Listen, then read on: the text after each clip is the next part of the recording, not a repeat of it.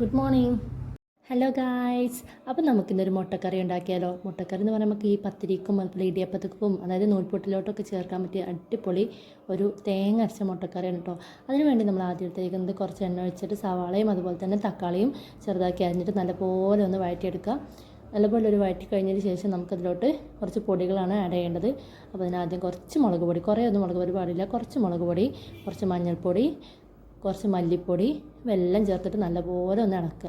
ഒത്തിരി കുറേ മുളക് പൊടി നിറയത് എരിവ് കൂടിപ്പോവും. അതിനുശേഷം ഒന്ന് നല്ലപോലെ ഒന്ന് വാടിയതിന് ശേഷമാണ് കേട്ടോ വെള്ളം ഒഴിക്കാനായിട്ട്. അപ്പോൾ ഞാനത് വേഗം സ്പീഡപ്പ് ചെയ്തതുകൊണ്ടാണ് അതൊന്ന് കാണാൻ കഴിയാത്തത്. അത് കഴിഞ്ഞ് കുറച്ച് കറിവേപ്പിൻ്റെ കൂടെ ഞാൻ ചേർത്തിട്ടുണ്ട്. നല്ല സ്മെല്ല് വേണമെങ്കിൽ എപ്പോഴും കറിവേപ്പിൻ്റെ വേണമല്ലോ. ഇപ്പോൾ ചേർത്തത് ഉപ്പാണ് കേട്ടോ. ഉപ്പും ചേർത്ത് നല്ല തിളച്ച് വരുന്ന സമയത്ത് നമ്മൾ പുഴുങ്ങി വെച്ചിട്ടുള്ള മുട്ട രണ്ടായിട്ട് കീറിയിട്ടാണ് ഇതിലോട്ട് ഇട്ടിട്ടുള്ളത്. അങ്ങനെ കീറി കഴിഞ്ഞ ശേഷം നമുക്കൊന്ന് ജസ്റ്റ് ഇളക്കി കൊടുക്കുക. ഇളക്കി കൊടുക്കുക എന്ന് പറയുമ്പോൾ പയ്യെ വേണം കേട്ടോ ഇളക്കി കൊടുക്കാൻ. കാരണം അത് കുഞ്ചിയൊക്കെ ഉണ്ടല്ലോ, അതൊന്നും മഞ്ഞക്കരു അതൊന്നും പോകരുത് കേട്ടോ. അതിന് വേണ്ടിയിട്ടാണ്. അപ്പോൾ ഇതിലോട്ട് പിന്നെ ഞാൻ കുറച്ചെന്ന് പറഞ്ഞാൽ കുറച്ചേ ഉള്ളൂ ഇഞ്ചി വെളുത്തുള്ളി പേസ്റ്റും അതുപോലെ തന്നെ കുറച്ച് പെരുംജീരകവും ആഡ് ചെയ്ത് കൊടുത്തിട്ടുണ്ടായിരുന്നു. അത് കഴിഞ്ഞ് കുറച്ച് തേങ്ങ അരച്ചിട്ട് അത് ഒന്ന് മിക്സിയിൽ നല്ലപോലെ ഒന്ന് അരച്ചെടുത്തിട്ട് അതും കൂടി ആഡ് ചെയ്ത് കഴിഞ്ഞപ്പോൾ നമ്മുടെ മുട്ടക്കറി റെഡിയാണ്. പിന്നെ ഇത് കൂട്ടി കഴിക്കാൻ വേണ്ടി ഞങ്ങൾ ഉണ്ടാക്കിയിട്ടുള്ളത് ഇന്ന് പത്തിരിയായിരുന്നു കേട്ടോ.